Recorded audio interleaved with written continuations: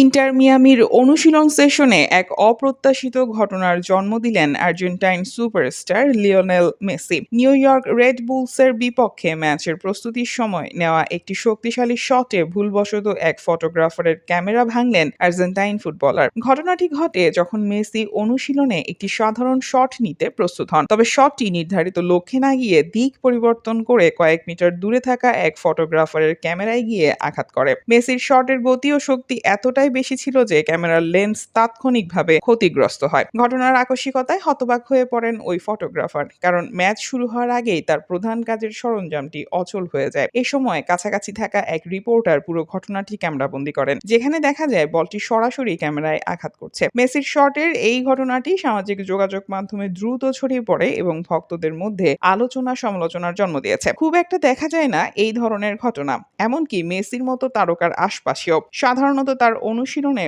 অতি চমকপ্রদ সব ফুটবল মুহূর্তের সাক্ষী হওয়া যায়, তবে এবার ঘটনাটি হয়ে থাকলো ভিন্ন এক স্মৃতি, ইন্টার মিয়ামির অনুশীলনের আরেকটি ব্যতিক্রমী গল্প হিসেবে।